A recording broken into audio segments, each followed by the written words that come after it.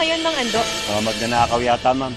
Hello, Ma'am Olive. Andito po ngayon si Ma'am Muki sa Immaculate Heart Pediatric Hospital. Sigurado ka? Opo. Tama lang na pinamigay ko sila kasi di naman ako mabuting ina, di ba? Kung di ka naging mabuting mudra, kay Emma, hindi siya naging mabuting tao. Okay? Mami, di ba ipinaliwanag ko na sa'yo lahat ng sinabi ni Doc Charles? Kapag po nalaman ko talaga na may sakit po talaga ako, gagawin ko po lahat ng gusto niyong gawin ko. Sabay po nating ipagdasal na makita yung mga anak natin. Once your test results comes out, malalaman mo lahat ng ginagawa ko ay dahil gusto mo kitang protektahan. Tuloy lang magmamahal, patuloy na nalaman. Dahil pagkatapos ng gabi, ikaw pa rin ang aking ilaw. Hawang buhay dahil sa'yo. Tuloy lang magmamahal, patuloy na nalaman. Ikaw ang buhay dahil. Okay. Alis na ako, Flor. Ikaw nang bahala dito. Opo, ma'am. Ingat po kayo.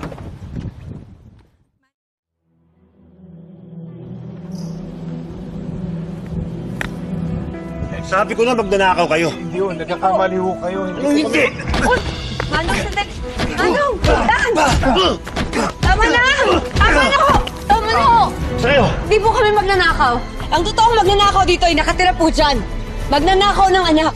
Ang sasabi mong anak-anak, mabuti pa umalis tayo. Hindi po kami alis dito hanggat hindi po kami nakakuha ng sagot. Hindi kayo alis? Teka, Sa'yo. Wag. Alis ka hindi. Opo, alis na po kami. Sige na! Sige na yun.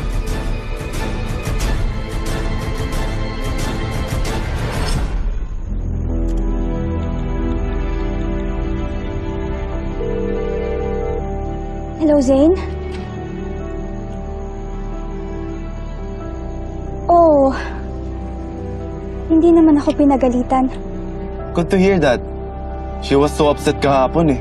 Grabe makatingin sa akin ng sama. I find it weird nga eh. Parang may mali. Ano ibig mong sabihin? Eh kasi pinayagan niya akong magpa-test.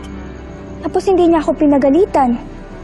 Akala ko nga, kukulong niya ako sa dark room pero hindi niya naman ginawa. She was so nice. O bakit parang di ka happy? Alam mo, it feels off kasi. Di ko alam kung napaparanoid lang ba ako. Pero panigurado naman paparusahan niya ako kung may ginawa akong mali eh. Well, bigyan mo na lang siya ng chance. Baka naman wake-up call para sa kanya yung nangyari. Nga pala, sino nagsabi sa kanya na sa hospital tayo? Si Ate Flor ba? Panigurado hindi. Kilala ko yun si Ate Flor. Kakampi ko yun. Hindi na ngayon importante kung paano nalaman ni Mami. Ang importante ngayon yung test results. Sana talaga wala akong sakit, Zane. Sana nga, Mux.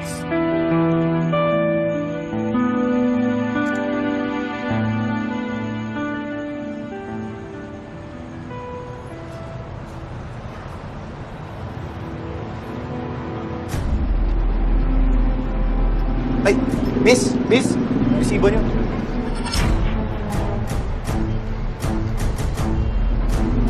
Salamat.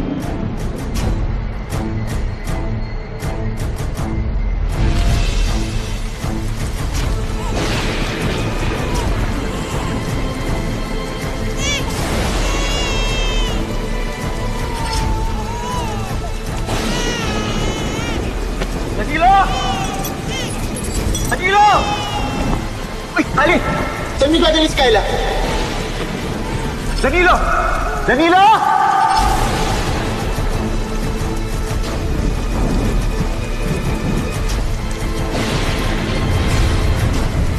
Sino kaya yun? Kamagkana kaya si Danilo?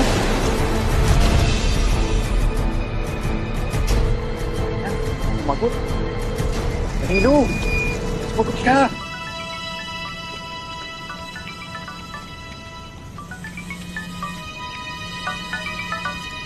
Hello, Bukoy.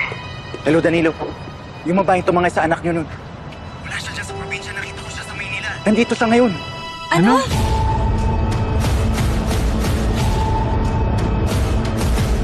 Sundan mo siya, Bukoy! Sundan mo! Oo, sinusundan ko. Ito to.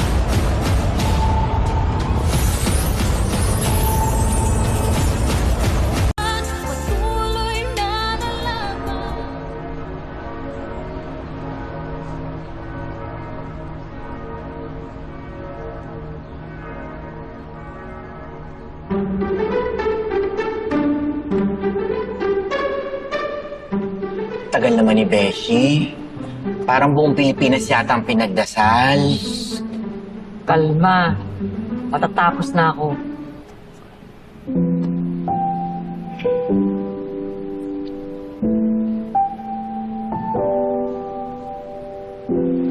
Amen. Thank you po. O tara. Ready na mag-tournament? Teka muna. Ba't ba ang haba ng dasal mo, Besh? Pinobli ko yung dasal ko. Kasi si Emma at saka si Danilo, may nalaman na sila tungkol doon sa babaeng tumangay sa ako. Ganun ba? Eh, dagdagan natin ng dasal para makulitan si Lord at pagbigyan si Emma. Tama. Halika na. Lumunod tayo.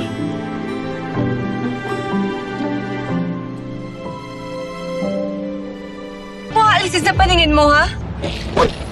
Alam mo yung kinadaanan mo. Sir, sorry. Hello, Danilo.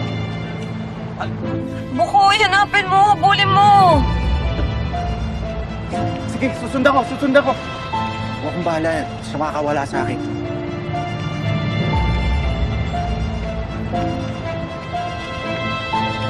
Hala, nakmang to. Alam mo na. Wala na naman siya. Ayun, parang sa ata yun ah. Saan po tayo, ma'am? Naku, alis na. Uy! Sorry, Danilo. Hindi ko na nahabol. Nakasakay na ng taxi. Sige. Salamat, Bukoy. Ano ba naman to, Dan? Makikita pa ba natin si Kyla? Teka, meron akong kakilalang traffic enforcer. Eto, matutulungan tayo para makalapit sa Manila Traffic Authority para malukit yung taxi, ha? Ang mag-alala.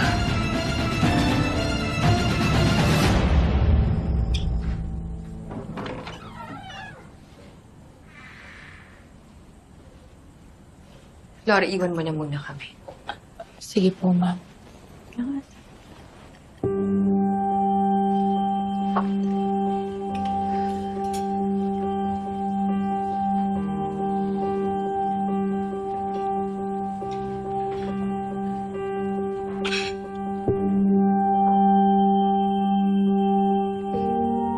Mami?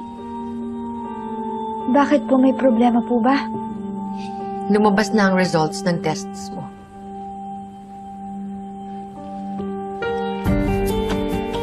It's confirmed. You have an autoimmune disease and leukemia. Hindi naman ako nagulat sa findings dahil alam ko naman talaga na may sakit ka. But I guess ito yung proof na hinahanap mo para malaman mong nagsasabi ako ng totoo. No, Mami. No, Mami, this is not true. Hindi po ito totoo, Mami. Nararamdaman ko po sa sarili ko na okay po ako, na wala po akong sakit, Mami. Mami, promise, okay po ako eh. Wala po akong sakit. Okay, anak, calm down. Calm down. Just breathe. Just breathe. Breathe slowly. Calm down. Okay, I know you're disappointed. Alam ko mahirap tanggapin to. That's why I'm here for you. Hindi kita pababayaan, anak. Nandito ako para sa'yo. At sisiguraduhin ko na gagaling ka. Gagawin ko ang lahat para pagalingin ka, Muki. I will find the best medicine para bumilis ang paggaling mo. It's you and me. You and me forever. I'm the only one you've got, Mo. And I will do everything para masigurado ko na gagaling ka. So just trust me. Trust me the same way that I trust you, Mookie. Okay? We will get through this together. Malalagpasan nating dalawa to.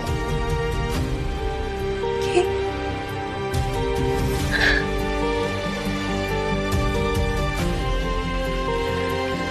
Here.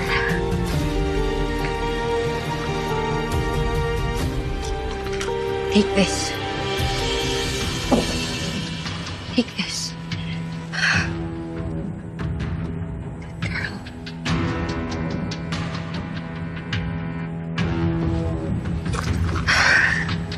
Open your mouth. I want to see if you swallowed it. Good. Good girl. Malalagpasan natin to, anak. Hindi kita iiwan. Okay? I'm here for you, Mookie.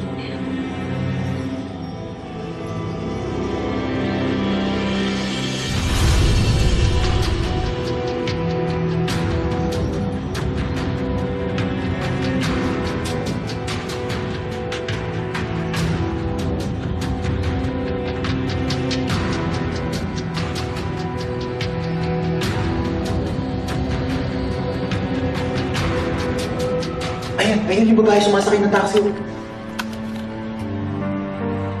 Yung sumunod, yan naman yung Silang Street. Sana matunto natin yung babae. Ay, huminto!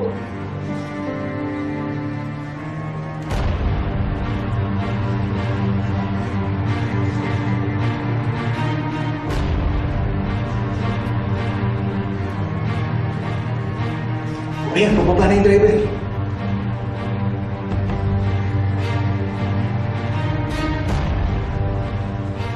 Tinapay, bihilang ba? Yung huling likuan nila, wala pa kaming na-install na CCTV dyan. Wala pang CCTV ang Manila Traffic Authority. Kaya, pasensya na kayo. Na-dead end na naman tayo. Hindi.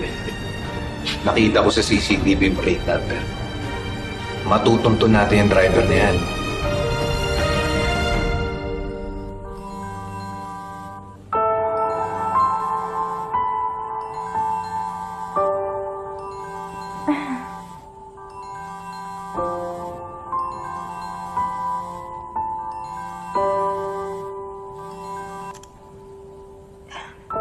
Hi, Zane. Oh, why do you look sad? Nangihina na naman kasi ako, Zane. Binigyan ako ni Mami ng gamot kanina. Ano? Bakit? Lumabas na kasi yung mga results, Zane. At confirmed daw na may mga sakit talaga ako. Daw? Alam mo, Zane, naniniwala na talaga ako nung una. Natatanggap ko na nga kasi yun yung lumabas sa results. And I really feel bad na nag-doubt ako kay Mommy. Pero nakita ko kanina yung mukha niya. Katapos niya ako bigyan ng mga gamot.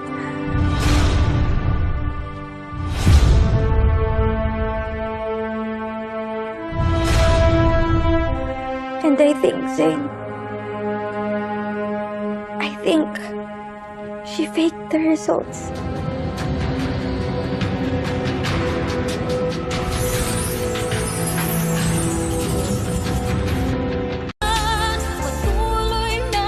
Nahiya na talaga ako, but No buts. Sabihin mo lang nung hihingi mong favor at gagawin ko para sa'yo. gusto ko malaman yung totoong results, Zane. Yung galing talaga sa doctor. Hindi galing kay Mommy. Then I'll go get them for you. Thank you, Zane. Hey, huwag ka nang umiyak. Lalo ka manghihinan yan eh. Mag-rest ka na lang muna, okay? Bukas na lang ulit tayo mag-usap.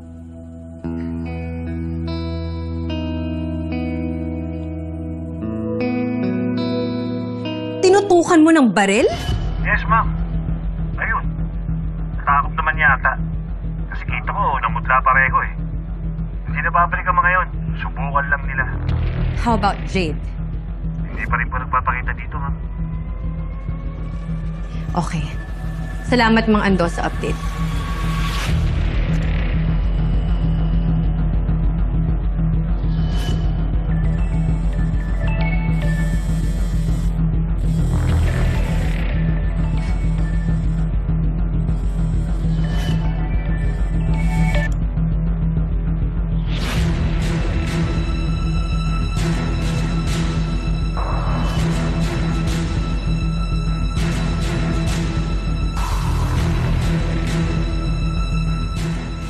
Zane, ang request ko sa'yo, di ba, kausapin mo na lang si Dr. Villanueva para malaman natin kung totoo ba yung results na pinakita sa akin ni Mami.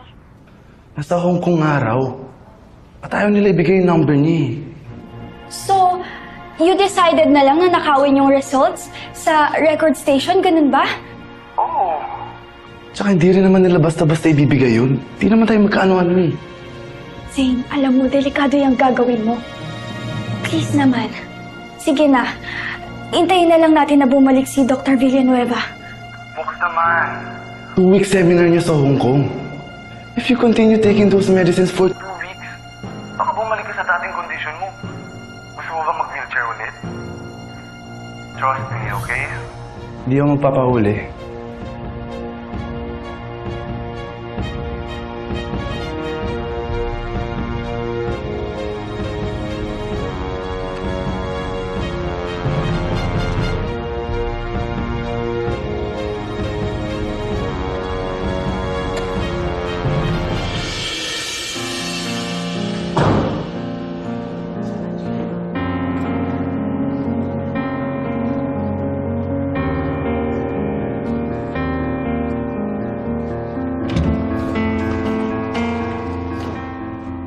Okay na ba yung kotse ko? Pwede ko nang sunduin? Okay, salamat. Olive, kanina pa tumatawag si Jade. Kagabi ka pa raw niya tinatawagan pero hindi ka sumasagot. Ito na oh.